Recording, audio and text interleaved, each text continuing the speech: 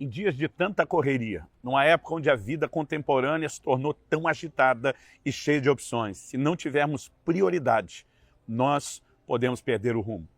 Ter prioridade significa que entendemos o que é mais importante, aquilo que vem primeiro.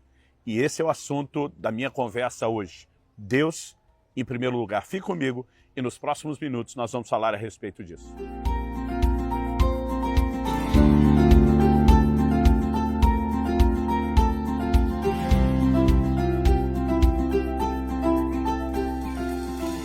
Hoje na cidade de Morretes, no Paraná, passando para trazer mais uma palavra ao seu coração. E o versículo que eu quero tomar como ponto de partida e que define o trilho da nossa reflexão é Mateus capítulo 6, versículo 33, onde nosso Senhor Jesus Cristo diz: mas busque em primeiro lugar o reino de Deus e a sua justiça, e todas essas coisas lhe serão acrescentadas. Onde Jesus diz: mas busque em primeiro lugar o reino de Deus, obviamente, ele não está dizendo que o reino vem primeiro e que Deus não está nessa lista. O reino só tem prioridade porque é de Deus. Ele está sugerindo que Deus precisa ocupar o primeiro lugar. E o interessante é que Jesus faz isso num contraste. Depois de dizer: não se preocupem com aquilo que vocês vão comer, não se preocupem com aquilo que vocês vão vestir.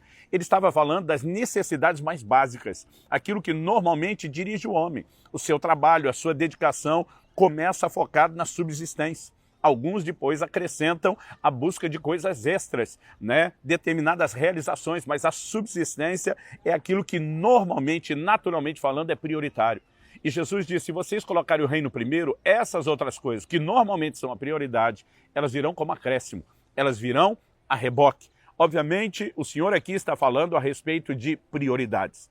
E nós precisamos entender essa verdade de que Deus deve ocupar nas nossas vidas o primeiro lugar. Quando indagaram o Senhor Jesus a respeito de qual era o maior mandamento, o primeiro, o principal, Jesus estava diante da difícil missão, do desafio de torcer as escrituras da sua época, que era o Antigo Testamento, e tirar um mandamento acima de todos os demais. Ele não titubeou. Marcos, capítulo 12, dos versos 28 em diante, nos mostram Jesus respondendo àquela indagação com as seguintes palavras: amarás o Senhor teu Deus de todo o teu coração, com toda a tua alma, com todo o entendimento, com todas as tuas forças. Jesus não titubeou. Se há algo que possa ter destaque, diz respeito ao lugar de importância que Deus deve ocupar. Nós devemos amá-lo antes mesmo de amar a nós mesmos ou as outras pessoas. Não há dúvida de que o primeiro lugar pertence a Deus. Mas eu gostaria de destacar esse primeiro lugar pertencendo a Deus em 3 esferas muito específicas. Uma diz respeito ao nosso relacionamento pessoal. A outra diz respeito às disciplinas cristãs que devemos praticar. E, em terceiro lugar, nós podemos destacar o nosso serviço, o nosso trabalho para com Ele. Começando a respeito do relacionamento com Deus, o Senhor Jesus ensinou em Lucas, no capítulo 14, interessante que o verso 25 nos fala a respeito de multidões acompanhando o ministério de Jesus. Isso acontece com uma certa recorrência. Sempre que multidões são mencionadas, muitas vezes Jesus traz o ensino para tentar esclarecer a necessidade de um compromisso maior do que aquilo que as pessoas perceberam. Então, o Senhor Jesus diz no verso 26, se alguém vem a mim e não me ama mais do que ama seu pai, sua mãe, sua mulher, seus filhos, seus irmãos, suas irmãs e até a própria vida, não pode ser meu discípulo. E quem não tomar a sua cruz e não vier após mim, não pode ser meu discípulo. Em outras palavras, Jesus está dizendo: só há uma forma de você ser caracterizado meu discípulo, se você me colocar em primeiro lugar, se você me colocar à frente das pessoas de maior importância na sua vida. Pai, mãe, esposa, irmãos, família. O Senhor está dizendo, ou esses termos são estabelecidos, ou fica categorizado e definido que você não pode ser meu discípulo. Inclusive, na sequência, o Senhor Jesus apresenta 2 alegorias. Ele diz, a partir do verso 28, pois qual de vocês, pretendendo construir uma torre, não se assenta primeiro para calcular a despesa e verificar se tem os meios para concluir, para não acontecer que, tendo lançado os alicerces e não podendo terminar a construção, todos os que a virem zombem dele, dizendo, esse homem começou a construir e não pôde acabar. Em outras palavras, Jesus está dizendo, ninguém se lança ao empreendimento sem primeiro calcular quanto custa. Então, nosso Senhor estava dizendo, calcula aí, bota na ponta do lápis quanto custa me seguir, me põe primeiro, senão é melhor você nem iniciar o projeto. No verso 31, ele emenda com outra analogia: o qual é o rei, que indo para combater outro rei, não assenta primeiro para calcular se com 10 mil homens poderá enfrentar o que vem contra ele com 20 mil. Caso contrário, estando ainda o outro longe, envia-lhe uma embaixada pedindo condições de paz. De novo, Jesus está dizendo que ninguém, usando um exemplo diferente, mas dizendo a mesma verdade, que ninguém se lança a um empreendimento sem primeiro calcular.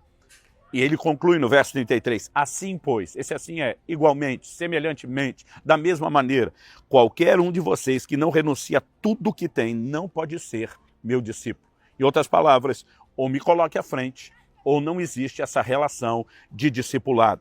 Quando olhamos para exemplos bíblicos como o de Gênesis 22, e vemos Deus pedindo a Abraão que entregue o seu filho em sacrifício, e a Bíblia diz que Deus o estava provando. Nós vemos que Abraão se dispôs e no momento em que ia sacrificá-lo, Deus diz, não mate o menino. Basicamente é como se Deus estivesse dizendo, nunca quis o menino, eu só queria o primeiro lugar. Só queria que você não trocasse a mim, o doador, por uma dádiva que eu lhe entreguei. É como se Deus dissesse, uma vez que eu tenho o primeiro lugar, toma esse menino, fica com ele, de lambuja, eu lhe dou uma descendência numerosa. Nós precisamos entender que manter Deus em primeiro lugar não é por uma necessidade de Deus, não é porque ele é carente, não é porque ele é ciumento, ele é absoluto e completo em si mesmo, ele não depende disso, mas será um efeito regulador nas nossas vidas. Isso é importante entender.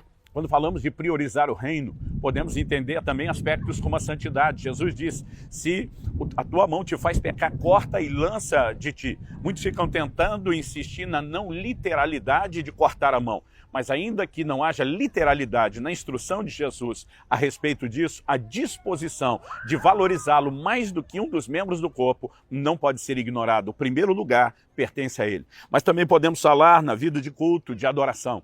Por exemplo, no Evangelho de Marcos, no capítulo 7, nos versículos 6 e 7, Jesus citando o profeta Isaías, fala daqueles que em vão o adoram. Qual é a característica de um culto ou de uma adoração vã, inútil? O Senhor Jesus diz que eles obedeciam preceitos de homens, mas não os de Deus. Isso está relacionado à falta de colocar Deus em primeiro lugar. Quando olhamos para a primeira menção de oferta na Bíblia, vemos a Bíblia dizendo que Deus se agradou de Abel e da sua oferta, mas não de Caim e da sua oferta. Qual a diferença entre o que cada um fez?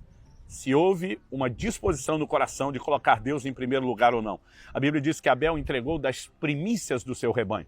A palavra primícias significa primeiros frutos. E quando entendemos esse desenho a respeito dele ter dado a primeira parte para Deus, ele estava dizendo para Deus, o Senhor é mais importante, eu fico depois. Mas quando a Bíblia fala da oferta de Caim, diz que depois de uns tempos, a maioria das versões diz no fim de uns tempos.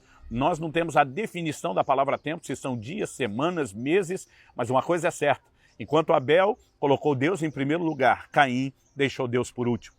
A mesma observação é feita quando Jesus fala de uma viúva pobre que deu tudo aquilo que possuía, enquanto os ricos davam do que lhes sobrava. Não estamos falando aqui a respeito da contabilidade, mas Jesus diz que ela deu mais. Por quê?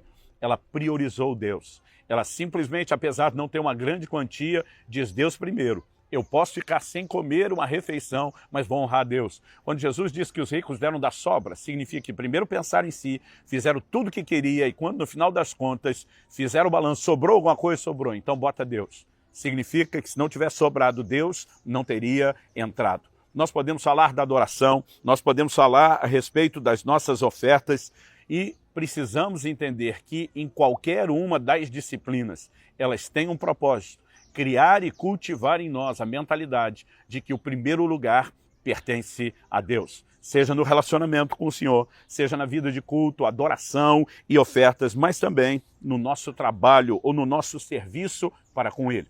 No Evangelho de Mateus, nós vemos o Senhor Jesus falando a respeito de buscar em primeiro lugar o reino de Deus e a sua justiça. Mas nada sugere que devemos buscar o reino até para nós. Jesus nos ensinou a orar, venha teu reino, seja feita a tua vontade. Nós precisamos ter um compromisso com o estabelecimento do reino, não só na nossa vida, mas também na vida de outras pessoas. Eu costumo dizer que amar a Cristo é também amar aos que pertencem a Ele e a sua obra. Jesus perguntou a Pedro, Pedro, você me ama? Ele disse sim, ele falou, então apacenta as minhas ovelhas. Nós direcionamos o amor e a prioridade que o Senhor tem na nossa vida quando entendemos o seu chamado para cuidar daquelas coisas que é interesse dele. O chamado ao ministério não é privilégio de um pequeno grupo, não é responsabilidade apenas de alguns vocacionados em tempo integral.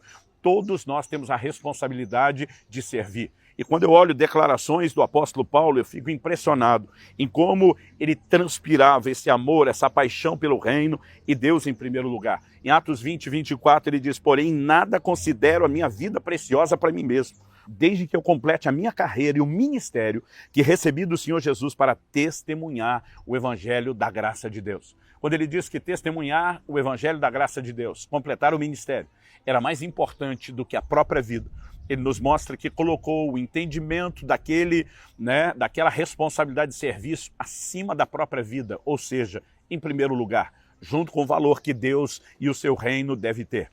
Quando olhamos para essas verdades nas Escrituras, isso precisa nos fazer avaliar como eu e você temos nos conduzido, como eu e você temos agido, né? O que é que nós temos colocado em primeiro lugar? Temos dado espaço na nossa agenda para valorizar tanto a pessoa de Deus em termos de princípio de vida e conduta, dizer nada concorre com isso.